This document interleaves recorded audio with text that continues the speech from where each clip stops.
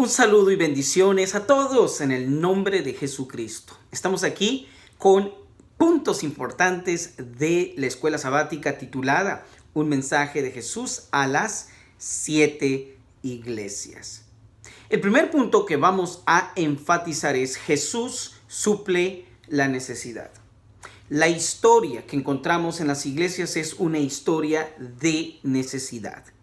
El que aparece en medio de ellas es Jesucristo. Y a cada una Él tiene un mensaje específico. Tengamos cuidado de no perder eso. Una cosa es creer en Jesús y otra cosa es escuchar su mensaje a cada iglesia. El otro punto que queremos compartir aquí en puntos importantes de la escuela sabática es Sardis es de Éfeso a Sardis. Encontramos lo siguiente. Estas iglesias, aunque tienen una aplicación todas en su tiempo a ciudades específicas, tienen esta segunda aplicación profética y espiritual con un mensaje para la iglesia. El periodo que Sardis o desde Éfeso a Sardis representa es el periodo de la iglesia cristiana a la Edad Media. ¿Por qué es importante entender esto? Porque de otra manera perdemos la importancia, el tiempo y el mensaje para nuestro tiempo. Quiero leerles dos citas con respecto a este tema. El primero es Los Hechos de los Apóstoles, página 465 y 466. En la revelación que vio Juan, se desarrolló una escena tras otra de conmovedor interés en la experiencia del pueblo de Dios. Y la historia de la iglesia fue predicha hasta el mismo fin del tiempo. En figuras y símbolos se le presentaron a Juan asuntos de gran importancia que él debía registrar para que los hijos de Dios que vivían en su tiempo y los que vivieran en los siglos futuros pudieran tener una comprensión inteligente de los peligros y conflictos que los esperaba. Así que ahí está, Juan vio la historia de toda la iglesia, tanto pasada, presente y futura. Otra cita que queremos compartir es el libro de Conflicto de los Siglos, página 435 y 436. Dice así: ¿cuál fue el origen de la gran apostasía? ¿Cómo empezó a apartarse la iglesia de la sencillez del evangelio, conformándose a las prácticas del paganismo para facilitar a los paganos la aceptación del cristianismo? Mientras aún vivían los apóstoles, la iglesia permaneció relativamente pura, pero hacia fines del siglo II, la mayoría de las iglesias asumieron una forma nueva.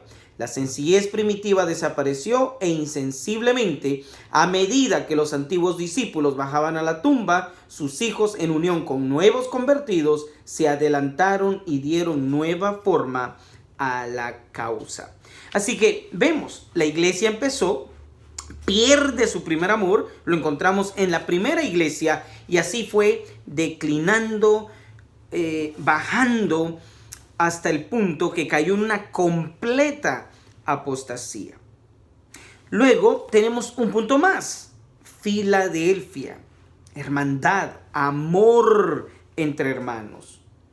Esta iglesia indiscutiblemente que representa a la iglesia milerista, a todos aquellos que surgieron con el mensaje del advenimiento. A ellos se les llamó la iglesia adventista del primer día. ¿Por qué? Porque aunque creían en el segundo advenimiento y aunque fueron del todo fieles, ellos sufrieron un gran chasco, pero no por eso dejaron de manifestar el verdadero amor.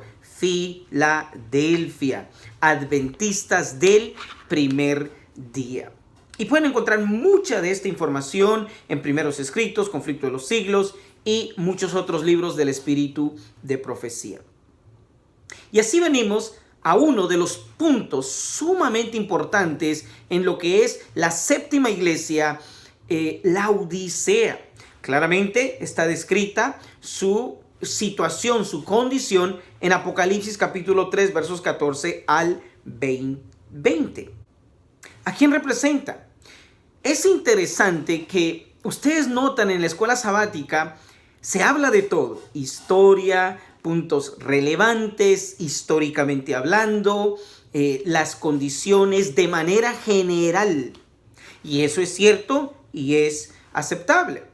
Pero lo que no es aceptable es cómo nosotros, teniendo tanta luz, nos cuesta entender y decir claramente quién es la Iglesia Adventista del Séptimo Día. La Iglesia de Dios hoy está representada por Laodicea. Y parece ser que eso cuesta decir que la Iglesia Adventista del Séptimo Día es la Iglesia de Laodicea. Quiero leerles directamente de este libro, Mensajes Selectos, página 75, y dice así: el mensaje a los laodicenses, a Laodicea. Dios está guiando a un pueblo, ha elegido a un pueblo, una iglesia en el mundo, no a todos los cristianos, no, tiene un pueblo, tiene una iglesia, a quien ha hecho depositaria de su ley. Les ha confiado un legado sagrado y una verdad eterna que deben presentarse al mundo, y los reprende y los corregirá. El mensaje a los laodicenses se aplica a los adventistas que han tenido gran luz y no han andado en ella.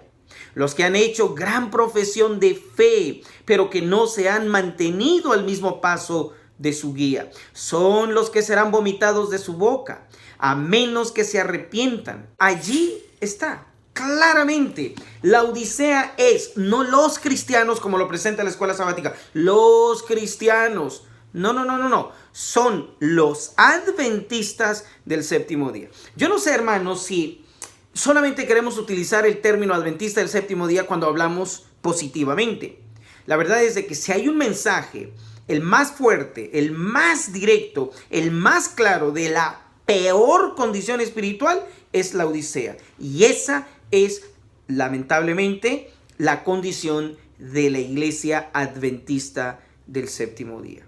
Y a menos que entendamos esto, hermanos, no vamos a avanzar. ¿De qué sirve entender toda la historia y no entender el mensaje, la solución de Jesús para nosotros los adventistas? Yo soy un orgulloso adventista del séptimo día. Soy un feliz adventista del séptimo día. Pero sin embargo, tengo que poner atención de lo que el Señor dice. ¿Cómo es que Él ve al adventista del séptimo día de este tiempo? Mi pregunta es, ¿tú has analizado eso? ¿Has tomado en serio la condición de la iglesia que está cuitada, miserable, ciega y desnuda? Ahora, el hecho de que esté así, Dios no la está desechando.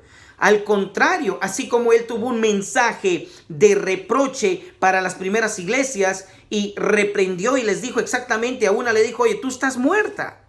Pero a la nuestra dice, tú estás tibia. Necesitas de Cristo.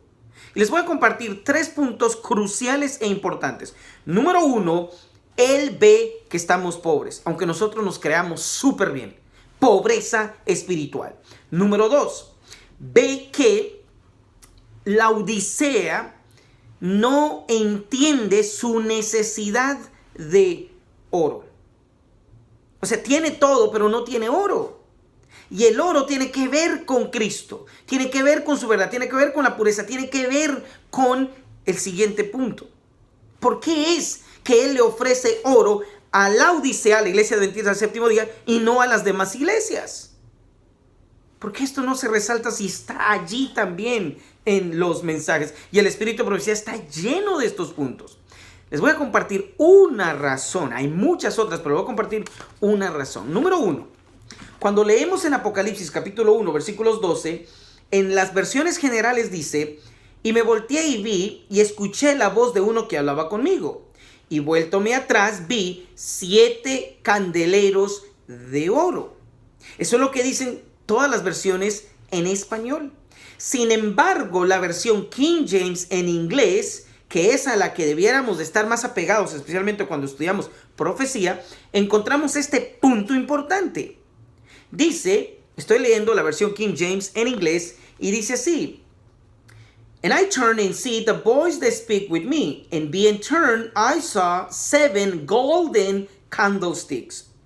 Dice, me volteé y vi 7 candeleros chapeados, bañados con oro, golden. No dice que son de oro, sino que se asemejan al oro. Cuando uno estudia la palabra golden, tiene que ver con algo que es con el color de oro, semejante al oro, parecido al oro. Es dorado, pero no es oro. Así que los 7 candeleros de Apocalipsis, que son las 7 iglesias, tanto en su tiempo fueron literales, que se explica súper bien en la escuela sabática, pero también la parte profética. Y en la parte profética, los 7 candeleros no son vistos de oro, son vistos como oro, bañados de oro, como medio de oro, dorado. La palabra dorado es claro, tiene el color, pero no es oro. ¿Esto qué muestra? Muestra que lamentablemente, específicamente la última iglesia, cree que está rica, cree que está bien, cree que tiene toda la verdad, cree que todo está funcional, cree que por todos sus éxitos desde el punto secular, simplemente tiene que venir el Señor y llevársela al cielo. ¿Por qué? Porque ella está súper bien. Número 1, son billones, alrededor de 7 billones de habitantes. Y dentro de esos 7 billones, la iglesia solamente ha podido llegar a 20 millones de seres humanos, que ni siquiera es el 1% de la población del mundo. Y ya quiere decir que terminó la obra. Ni siquiera hemos empezado en los últimos 150 años a realizar la verdadera obra que tenemos que hacer. ¿Por qué? Porque nuestra condición no permite un impacto mundial. No somos de oro. Número 2, las verdades que Dios nos ha dado como adventistas del séptimo día no se predican, no se entienden, no se profundizan. Ustedes ven a la iglesia hablando de los temas básicos, como el tema de los 2300 días, tardes y mañana, el tema del segundo advenimiento de Cristo, el tema del reino, el tema del fuerte pregón, el tema del derramamiento de la lluvia tardía, el poder pentecostal. Ustedes ven a la iglesia llena de un interés de estudiar profecías. Es increíble, tanto en esta como en muchas otras escuelas sabáticas, les fascina analizar Apocalipsis, Daniel y muchos otros libros desde un punto histórico. Y cuando llegamos a la parte profética, le damos vuelta. Un año decimos una cosa, otro año decimos otra cosa, y simplemente ya no hay una posición unánime en lo que se presenta desde el punto profético. Y este es el punto de la escuela sabática ahorita. Por ejemplo, en vez de estar explicando mucho más profundo el tema de la Odisea, veámoslo históricamente. Hagamos una aplicación a toda la cristiandad. Y pues sí, lo lee el adventista y dice, eso no tiene nada que ver conmigo, yo estoy bien, como las vírgenes, estamos bien. Hasta que de último se dan cuenta que no tienen el aceite. No tienen la conversión, no tienen el Espíritu Santo, no tienen toda la verdad pura, no adulterada. ¿Qué pasó con las vírgenes? Unas tenían y otras no tenían. Y esas vírgenes estaban en la misma casa, en la misma iglesia, en la misma familia, en el mismo lugar. ¿Y saben qué? El Espíritu de Profecía claramente dice que esas vírgenes representan a la iglesia adventista del séptimo día. Así que ahí está la Odisea.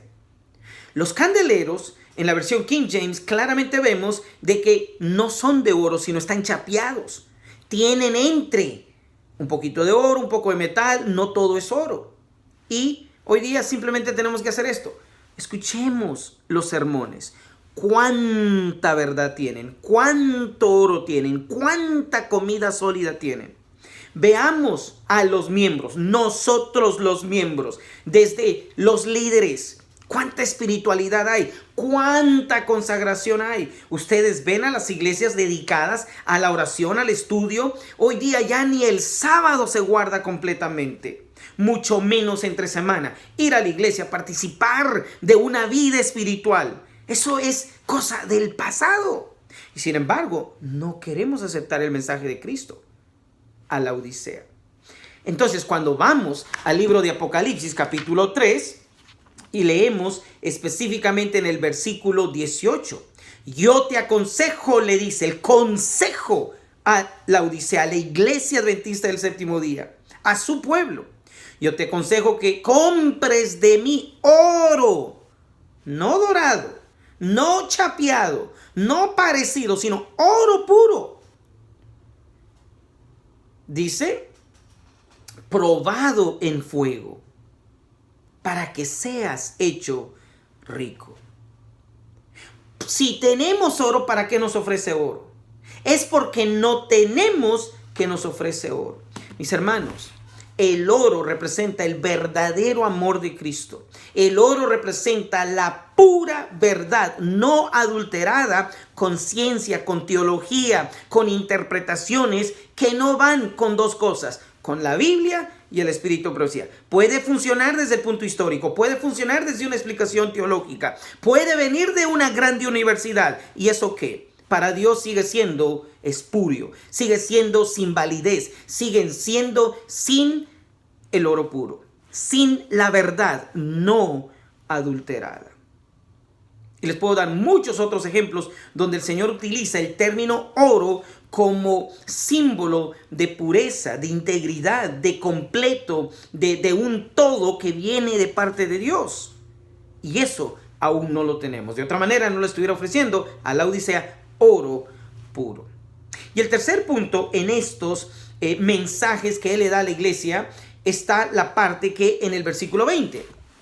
Y miren lo que dice en el versículo 20, Apocalipsis capítulo 3, muy interesante, que la escuela sabática no creo que lo toque, no lo tocó, y es lamentable. Porque inicia la escuela sabática diciendo de que Jesús tiene la solución para suplir las necesidades de las iglesias. Y miren lo que dice Apocalipsis capítulo 3, versículos 20. Palabra de Dios dice así: he aquí, yo estoy a la puerta y llamo. Mis hermanos, siempre nos han enseñado que Jesús está a la puerta del corazón, pero esto es una profecía. La escuela sabática claramente dice que Él está hablando a la iglesia. Pero noten que interesantemente aquí, si Él está tocando a la puerta, ¿dónde está? ¿Está adentro o está afuera? Lógicamente que si está tocando a la puerta de la Odisea, ¿dónde está? Está afuera. Jesús ha sido sacado de la iglesia y Él en vez de irse a hacer otra iglesia, a hacerse otro movimiento, Él está a la puerta tocando a la puerta. ¿Quién va a dejarlo entrar? ¿Quién lo ha sacado? ¿Has meditado en eso? ¿O te da igual de que Él esté tocando a la puerta? No, sí está tocando a la puerta del corazón. ¿A la puerta del corazón de quién? De la iglesia. ¿Y quién compone la iglesia? Nosotros. Aquí yo estoy a la puerta y llamo. Si alguno, le llama a todos corporativamente, pero la respuesta es individualmente. Si alguno oyere mi voz y abriera la puerta, dice la palabra del Señor, entraré a él y cenaré con él y él conmigo. ¿Qué ofrece Él? Aparte de decir que nos ama y nos quiere ayudar y nos quiere salvar y nos quiere utilizar. ¿Qué ofrece? Una cena. La escuela sabática no habló ni una milésima, ni siquiera intentó mencionar algo de esto. Ahora, puede ser que sea ignorancia, puede ser intencional o simplemente no lo vieron importante. Eso se lo dejo entre ellos y Dios. Mi parte es resaltar puntos importantes en la escuela sabática. Si la escuela sabática está diciendo, porque es bíblico, de que el Señor Jesús tiene un mensaje para las 7 iglesias. Uno de ellos es que le dice a la Odisea, no al mundo, a la iglesia le dice: he aquí tengo una cena para ti. Y ustedes saben que no está hablando de comida física, está hablando de comida espiritual. Esta cena de Apocalipsis 3:20 a la Odisea, a la iglesia adventista, representa, no es desayuno, no es comida al mediodía, es cena. Es la última parte del día. Y cuando estudiamos Mateo 20, vemos que hay una parte final del día que es la hora undécima. Y en esa parte, Él quiere que los obreros vayan y terminen la obra. En la última parte. Y en la última parte del día, en la Odisea, le dice algo similar. Oye, tengo una cena para ti, tengo comida para ti. Quiere decir que además del evangelio para el mundo, que es la responsabilidad de la iglesia llevarlo, Dios tiene para la iglesia un mensaje, comida espiritual. Ahora, veamos esto. Hay una parábola muy interesante en el libro de Lucas, Lucas capítulo 14. Espero que me estén siguiendo, Lucas capítulo 14, versículos 16 al 24. Voy a ver si puedo leer todo o leo un versículo nada más. Él entonces le dijo, un hombre hizo una grande cena y convidó a muchos. Y a la hora de la cena envió a su siervo a decirle a los convidados, venid, que ya está todo preparado. La historia es simple, se excusaron. No quisieron la cena. Miren lo que dice el versículo 24. Dice así, porque os digo que ninguno de aquellos hombres que fueron llamados gustará mi cena. Esta es una profecía terrible, tremenda y crucial. Si unimos la invitación de Cristo en Apocalipsis 3:20 a la cena con Lucas capítulo 14 versículos 16 al 26, versículo 24 claramente dice, estos que están siendo invitados, dice que ninguno aceptará la invitación. ¡Wow! ¡Qué profecía! Por eso es que de la iglesia Dios solamente va a tener un remanente. Y cuando comparamos el remanente con los millones que hay en la iglesia, pareciera que nadie respondió a la cena. Mis hermanos, Jesús, no la conferencia general, no un ministro, no un laico, no un movimiento, ni un grupito aquí o un hombre diciendo que tiene esto y lo otro para la iglesia. Dios, Jesús, dice, yo tengo una cena para ti. Te pregunto, ¿cuándo fue la última vez que tú consideraste este punto de la cena? Pregunto, yo sé que has desayunado espiritualmente, yo sé que has comido espiritualmente.